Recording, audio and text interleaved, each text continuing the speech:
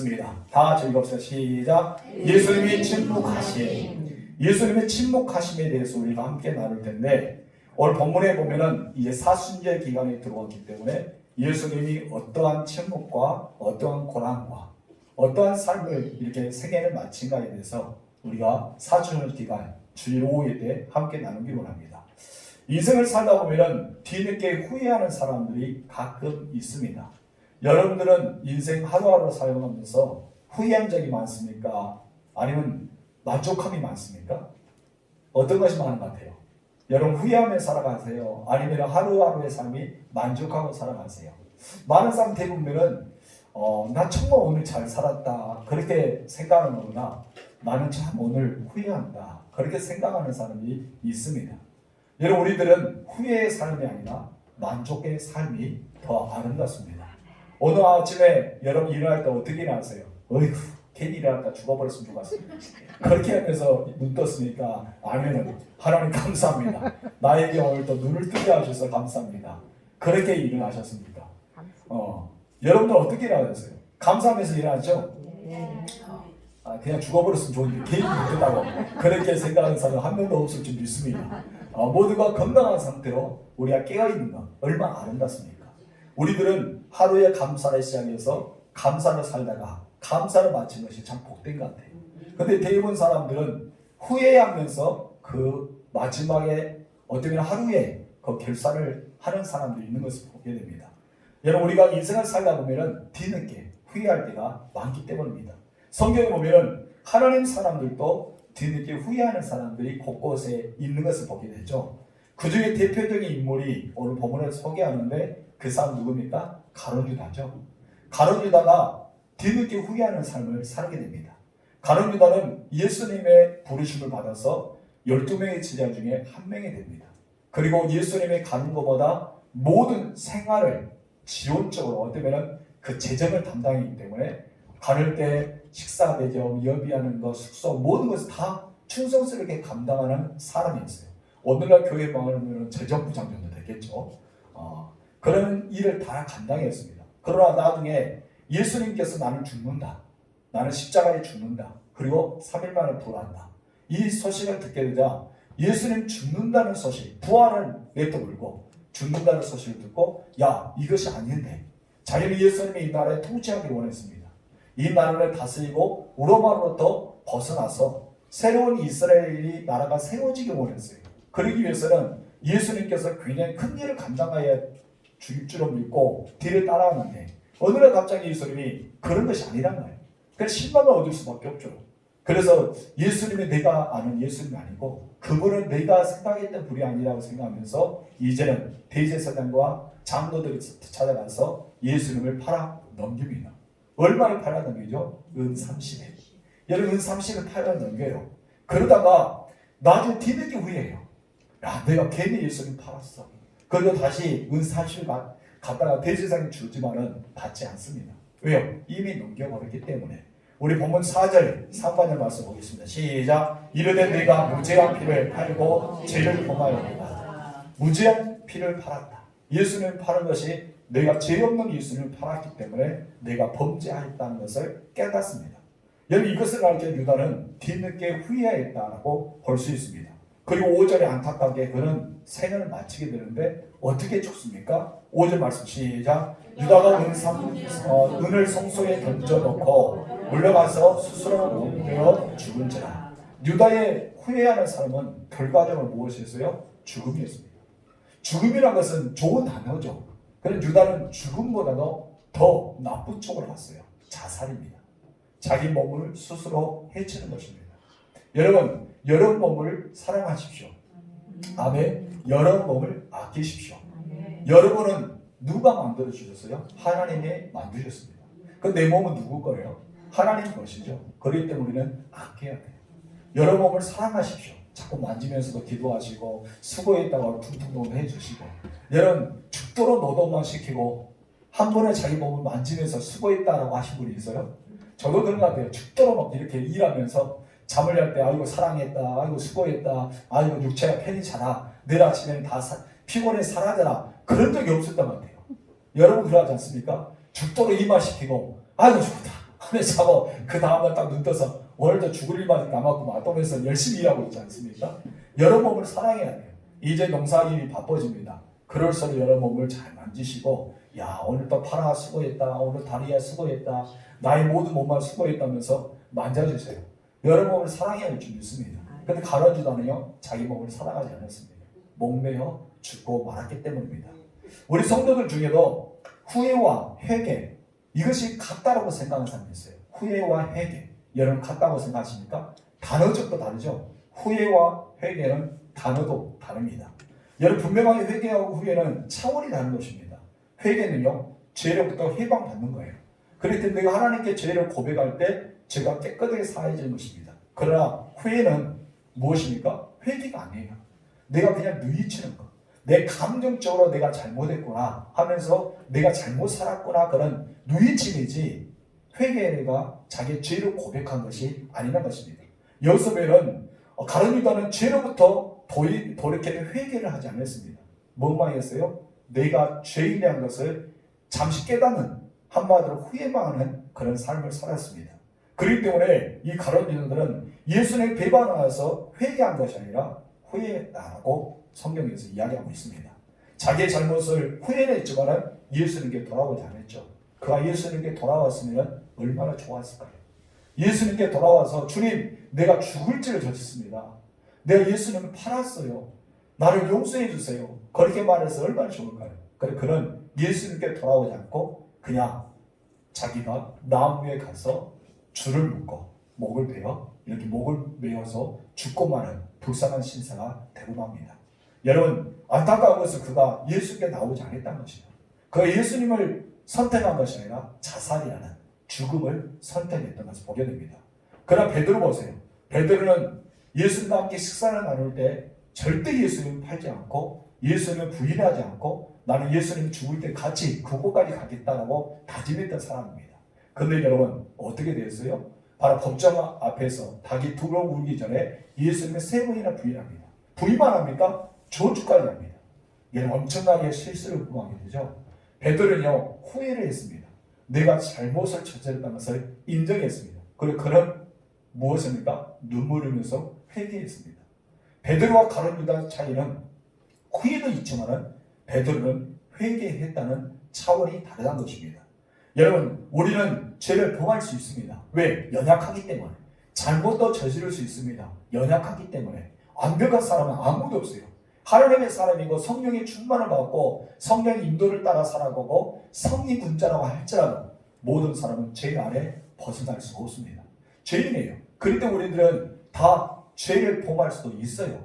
그래서 우리가 삶에서 후회도 하기도 하고 누이치기도 하고 잘못을 저지르기도 합니다. 그럼 문제는 죄를 저지르고 잘못을 누이치고 내가 후회를 하지만은 결과적으로 여기서 그치면 안 된다는 것이죠. 그럼 어디까지 가야 됩니까? 회개합니다. 하나님 앞에 나와서 나의 죄를 용서해 달라고 회개할 줄 믿습니다. 그렇기 때문에 회개와 후회는 본질적인 차원이 다르다. 회개는 우리를 구원에 이르게 한다면 후회는 내 감정만 그냥 남아있는 채 그냥 내가 패배의식 주의를 살아갑니다. 그리고 자기가 그 너무나 잘못한 것은 그냥 마음속에 감동에 폭발친 나머지 자기 영과 육체가 점점 쇠약해지는 것. 한마디로 사망에 이르게 만드는 그런 결과를 가져오는 것입니다. 여러분 후회하는 사람 되지 말고 회개하는 사람 되십시오. 죄를 우리는 완전히 짓지 않는다는 보장을 가지고 있지 않기 때문에 혹시 잘못을 저지르면 여러분 후회만 하지 마시고 회개하시 바랍니다. 근데 참 성도 중에서 후회와 회개가 이렇게 같다는 착각 속에 살아가는 사람이 의외로 많습니다. 여러분 다르다는 것입니다. 그냥 감정적으로만 살아가는 것이 아니라 회개에서 주님의 은혜를 받아 누리시기 바랍니다. 회개는 한마디로 행동으로 옮기는 거예요. 내가 잘못을 저질렀기 때문에 하나님의 보좌 앞에 나와서 주님 불쌍히 여겨주세요. 내가 이런 죄를 저질렀습니다. 고백한 것입니다. 우리 기독교인들은 하나님의 보좌 앞에밖에 나오지 못하잖아요. 천주교는 고열성사라는 것이 있어요. 자기가 잘못하면 신부에게 기도방에 찾아가서 상담을 하죠. 내가 이런 죄를 저질렀는데 어떻게 하면 좋겠습니까? 물으면은 신부가 자기의 그 법조 안에서 이런 죄를 범했을 때 이렇게 하십시오라고 가르쳐 줍니다. 그럼 그 가르침에 따라서 하면은 자기가 신부의 가르침을 받았기 때문에 어떻습니까? 나는 제 용서를 받았다고 생각합니다. 여러분 사람이 죄를 용서할 수 있을까요? 그래서 천주교는 잘못된 판단을 하겠는데 베드로에게 무엇입니까? 누구든지 죄를 사하면 너희는 죄를 용서할 수 있는 권한을 주셨다. 그 말을 잘못 인용한 거예요. 성경에 예수님께서 그렇게 말씀했던 것을 잘못 이용해서 베드로와 사도들과 교회원들과 신부들은 누구든지 죄를 고백하면 사할 수 있는 권한이 있다라고만 받아들였어요. 그런데 이것은 그런 뜻이 아니거든요. 여러분 이것은 잘못된 인용을 가지고 살아가기 때문에 어떻게 보면 모든 신자들이 하나님 앞에 나가서 회개해야 될 텐데 그렇지 않고 신부에게 찾아가서 자기의 죄를 고백하고 신부가 결정을 내린 대로 죄값을 치는 거예요. 당신 사회봉사활동하십시오. 당신은 연보를 드십시오. 당신 누구에게 무엇을 하십시오. 하면 그렇게 되잖아요. 여러분 그러나 이것은 완전한 제사는 아니란 것이죠. 완전한 제사는 무엇입니까? 내가 하나님 보좌 앞에 나와서 예수님 앞에 죄를 고백할 때 제사함을 얻어지는 것입니다. 후에는요 조금 더 이야기했지만 패배의식은 가져버리고 나를 짓누르기 때문에 마음과 영혼이 상할 수밖에 없다는 것입니다. 이 사순절을 통해서 자신의 잘못을 돌아보십시오. 그리고 하나님 앞에 나와서 여러분 정직영으로 새롭게 하면서 더 큰 은혜를 받으실 줄로 축복합니다. 그 뒤로 이어지는 말씀이 오늘 본문입니다. 예수님이 총독 앞에 섰어요. 그때 총독이 예수님께 물어봅니다. 뭐라 물어보죠? 네가 유대인의 왕이야? 라고 물어봅니다.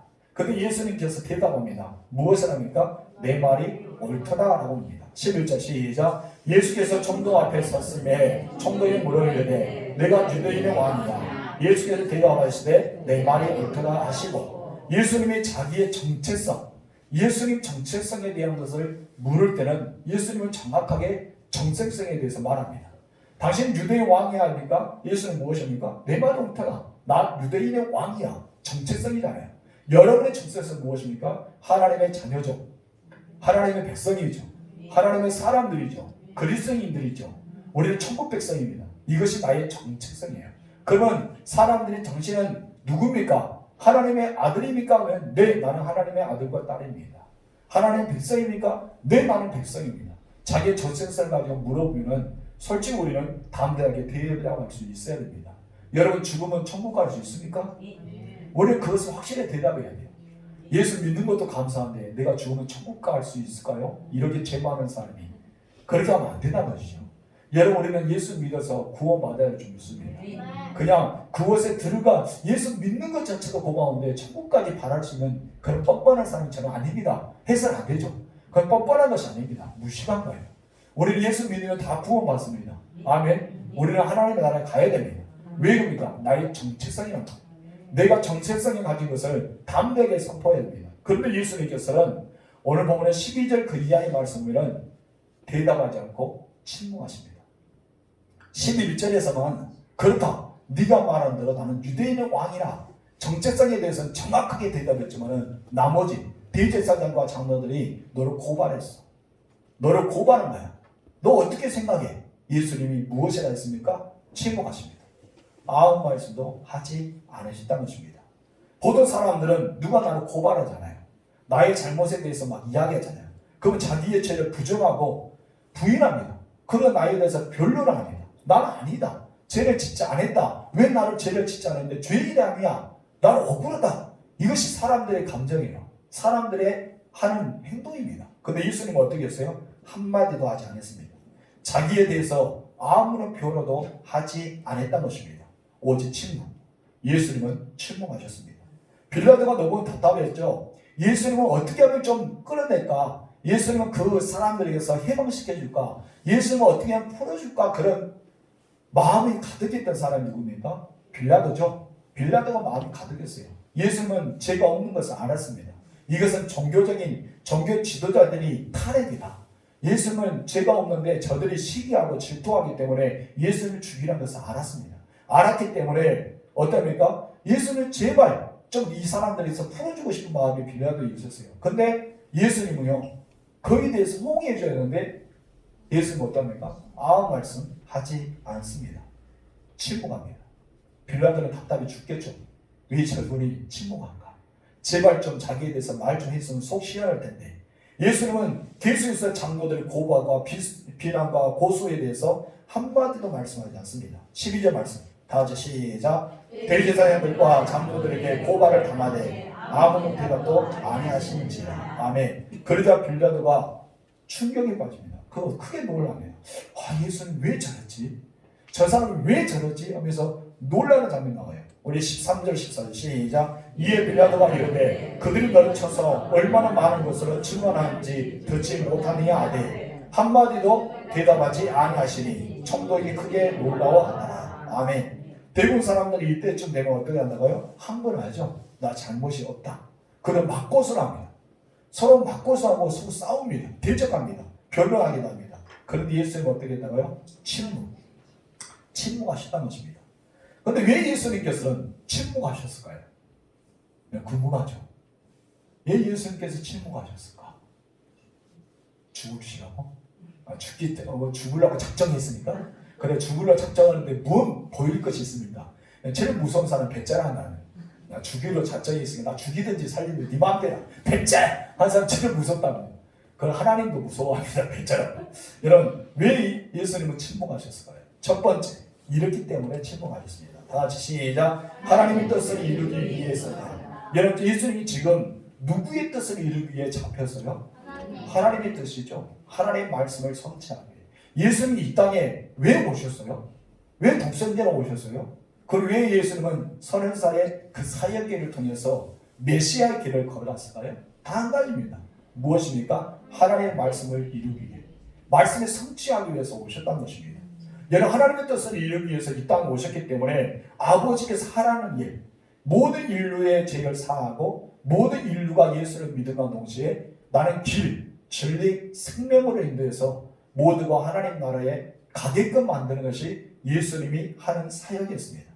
한마디로 죄가 없으시지만은 죄가 없는 몸으로 흠없는 어린 양이 되어 십자가에서 죽으셔야 돼요. 모든 피를 다 쏟으시고 물을 다 쏟으시고 이제는 하나님께서 그 아들을 대성물을 죽으셔야지만 그가 모든 사람을 용서할 수 있기 때문입니다. 그리고 그 길을 걷고 있습니다. 여러분, 그렇기 때문에 예수님은 침묵하셨어요. 대답할 필요가 없었던 것입니다. 그래도 우리는 예수님의 제자처럼 살아가고 있는데 여러분들은 어떻게 살고 있습니까? 누가 여러분의 작은 것을 건드리면 여러분 대발 노발 하죠. 그리고 가만히 있지 않죠. 누가 여러분 신경 건드립니까? 양판 점수 네가 그랬어 오늘 나 죽고 보자. 오늘 그러지 않습니까? 그것은 자기밖에 모르는 사람입니다. 우리는 하나님의 뜻을 이루는 대역을 가진 사람이에요. 내가 침묵함으로써 하나님의 영광을 돌린다면 우리는 침묵할 수가 있어야 됩니다. 우리 예수님의 제자로서 예수님을 닮고 따라가야 됩니다. 그렇기 때문에 내가 억울하지만 내 자존심이 상하지만 내가 손해를 보지만은 침묵함으로써 하나님의 선하신 뜻이 이루어진다면 우리 또한 입을 다물 필요가 있습니다.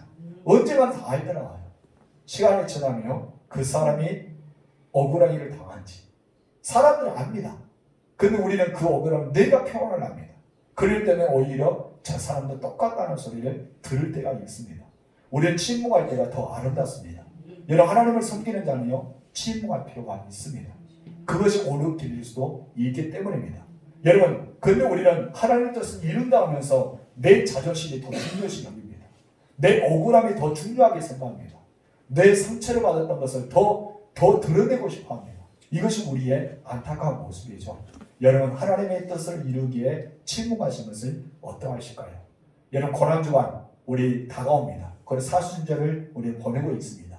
이 시간에 우리는 예수님을 생각하면서 어떤 일이 있더라도 한번 침묵해 보십시오. 그렇다면 하나님의 선하시고 그 인자하심이 여러분을 따르게 되고 여러분들을 통해서 하나님의 뜻이 이 땅에 가득 일어날 줄 믿습니다. 하나님이 일을 하시기 위해서 예수는 무엇을 했다? 침묵하셨던 거예요. 두 번째, 왜 예수님을 침묵하셨을까요? 다 같이 시작. 악인들 앞에서의 침묵은 가장 위대한 변론이 될 수 있기 때문에. 지금 현재 속 터져버린 사람 누굽니까? 빌라도죠. 한마디 좀 말했으면 좋겠는데 속이 터집니다. 그리고 더 속이 터져버린 사람 누구예요? 속이 시커멓게 타들어간 사람이 있습니다. 누굴까요? 대제사장과 바로 장로들입니다. 예수님 한마디를 해야 되는데 한마디도 별로 안 하는 거예요. 막 거짓 증인들을 내보내도 예수님 말씀하지 않은 거예요. 그러니까 어떻습니까? 속은 속대로 타고 막 신경이 나게 어떻습니까? 옷을 막 찢어버리고 막 그러잖아요. 얼마나 속이 탔으면 그 사람들이 그런 표현을 하겠습니까? 여러분 지금 현재 속이 타고 있습니다. 악인들 앞에서는요, 여러분 변론할 필요가 없습니다. 그들의 말에 들어가지 않기 때문입니다. 아무리 내가 말을 한다 하든, 아무리 내가 변론을 하다 하든, 내가 그 사람 앞에 이렇다 저렇다 말한다 해도 그 사람들은 그 예수님의 말이 전혀 귀에 들어오지 않습니다. 오히려 말 한마디 하면 꼬투리 잡아서 어떻습니까? 이중삼중 더 말을 더 많이 하게 됩니다. 오히려 우리는 침묵할 때가 더 아름답습니다. 사실 예수님을 음미하기 위해서 이 사약한 계획을 꾸몄던 사람이 누굽니까? 그 사람들이죠. 그리고 예수님은 그 사람들 바라볼 때 침묵한 것이 오히려 더 아름다웠던 거예요. 여러분, 그런데 변론하면요, 시간 낭비밖에 되지 않습니다. 예수님 십자가를 못 박여 죽였다고 변론 내렸어요. 예수님 이제 죽여야 된다. 바나바를 살려두고 예수님 십자가에 죽여야 된다는 결론을 맺고 그에 대해서 진행하고 있는데 여러분 뭔 맞고서로 하고 무슨 상수가 올리고 무슨 이유가 필요가 있겠습니까? 그들이 예수님께 고발한 이유는 딱 두 가지밖에 아닙니다. 첫 번째, 예수님 무엇입니까? 이 성전을 헐물어라. 내가 사흘 만에 짓겠다 말합니다. 이 성전이 지금 몇백 년 동안 지었는데 아직도 지금 짓고 있는 가정이 있는데 어떻게 이렇게 많은 세월 동안 지었던 이 성전을 네가 사흘 만에 지을 수 있겠느냐 하면서 반문하셨습니다. 또 예수는 무엇입니까? 유대인 왕으로 오셨다고. 빌라도 모르죠. 너는 유대인 왕이야 하니까 예수는 뭐랬습니까? 내 말이 옳더라. 난 유대인 왕이야 했기 때문에 지금 이제 이스라엘은 누구의 통치를 받고 있습니까? 로마의 시민지 안에서 통치를 받고 있어요. 그렇다면 누구의 자기가 유대인 왕이라 함으로써 누구에게 반역을 베푸는 거예요? 바로 로마의 황제에게 반역을 저지른 것입니다. 한마디로 이 로마 시민 통제에 거역하고 반란을 일으키는 꾀의 제목이 들어갑니다. 그리고 두 가지죠. 바로 하나님 모독한 것과 이 지금 이제 자기가 왕이라고 스스로 이야기하기 때문에 지금 로마의 황제에게 도전을 하는 죄로 들어갑니다. 그런데 예수님의 눈에 보이는 이 성전을 말씀한 것이 아니죠. 예수님이 이 성전을 허물라 내가 사흘 만에 지으리라 이 말씀한 것이 아닙니다. 그들 영적 진리를 몰랐던 것입니다. 예수님께서 사흘 만에 내가 세우려는 것은 바로 자기 몸 성전, 예수님 몸이었던 성전이 십자가에서 죽으시고 사흘 만에 부활하신다는 뜻의 영적인 의미가 있었습니다.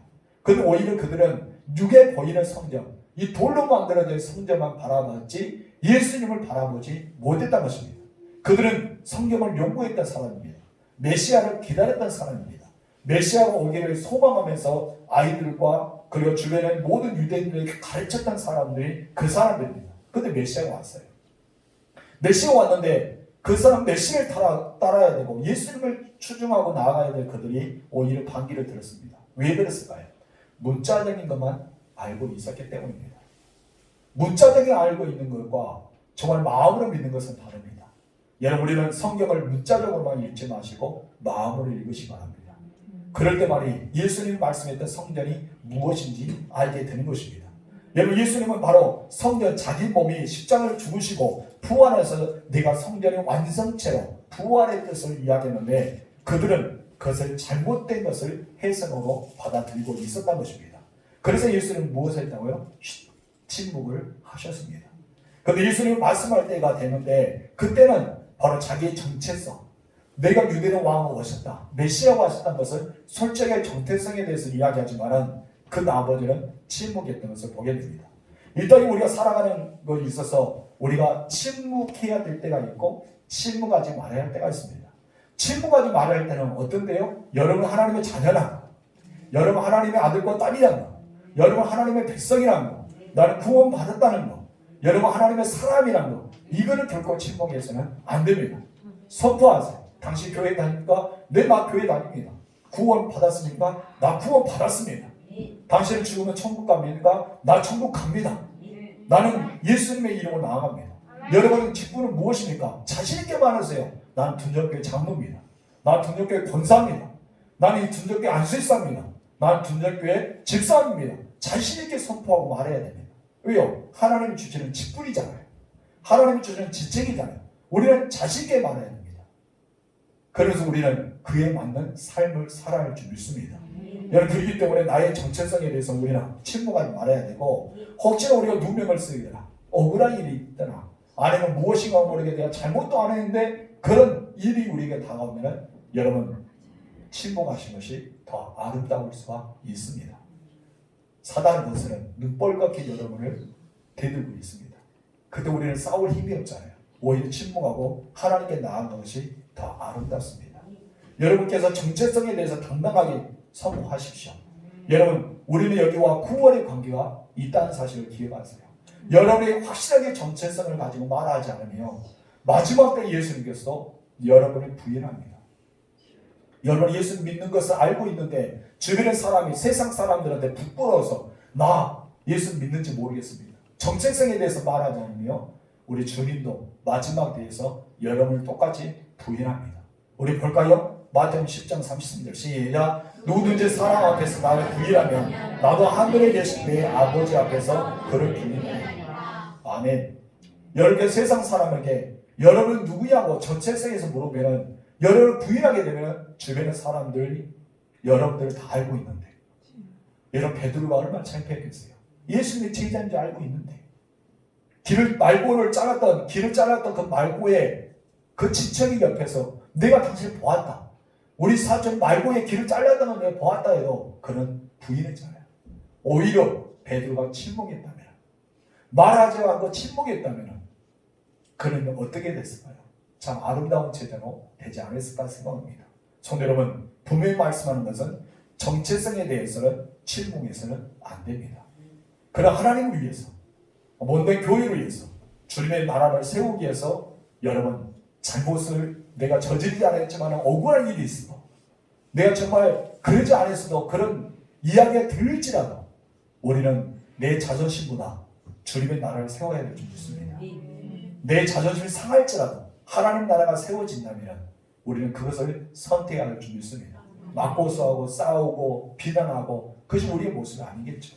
하나님은 여러분을 통해서 하나님 나라가 세워지기를 원하고 있습니다.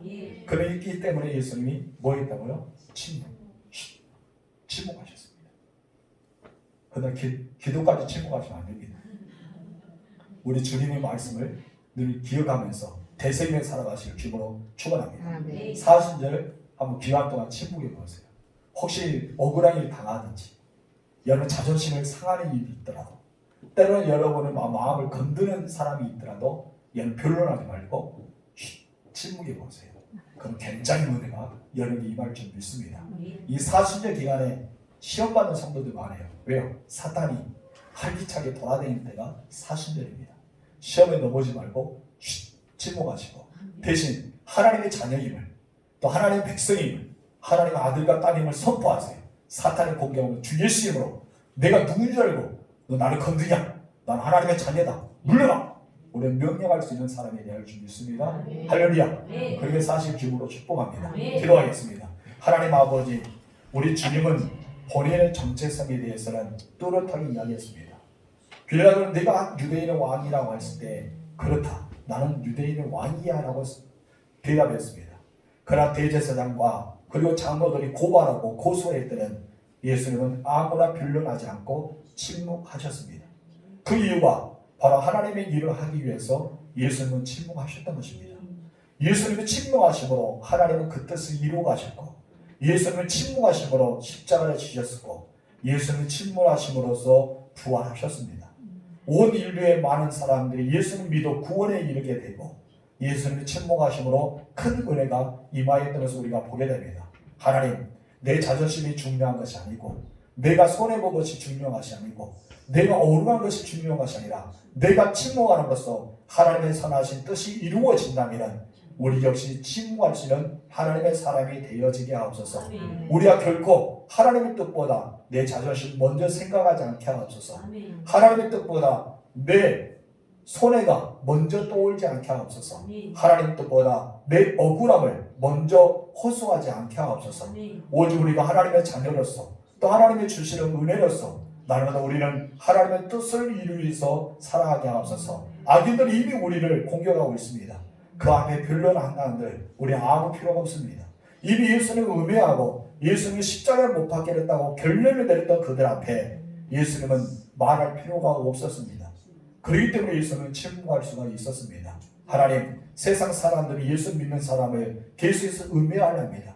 사단의 권세는 예수 믿는 사람들을 날마다 시험을 줍니다. 그런데 우리는 침묵함으로써 이 모든 사단의 권세를 다 이길 수 있습니다. 우리가 말할 수 있는 것은 단 한 번, 하나님 앞에 고백합니다. 하나님, 나 정말 억울합니다. 하나님, 정말 나 손해가 많이 본 것 같습니다. 하나님, 정말 자존심이 상합니다. 그러나 나는 주님만을 바라보기 때문에 주님께만 호소합니다.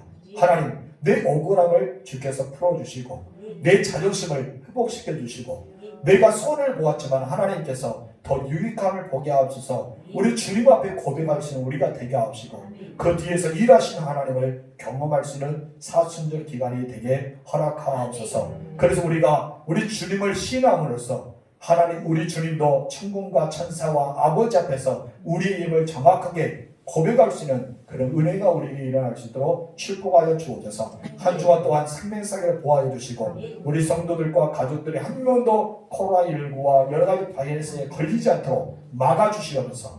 또 어떤 사고도 당하지 않도록 하나님께서 보호하여 주옵소서. 우리의 모든 하루하루의 삶에 행복이 넘치고 기쁨이 있고 즐거움이 넘치는 하루의 인생이 될 수 있도록 역사하여 주옵소서. 오늘 오후부터 대신방이 시작합니다. 주의 종이 가기 전에 천국과 천사가 먼저 그 길을 평탄케 하여 주시고 주의 종이 그것에 도달할 때 주의 성령의 임재하심이 그 가정에 넘치게 하여 주옵소서.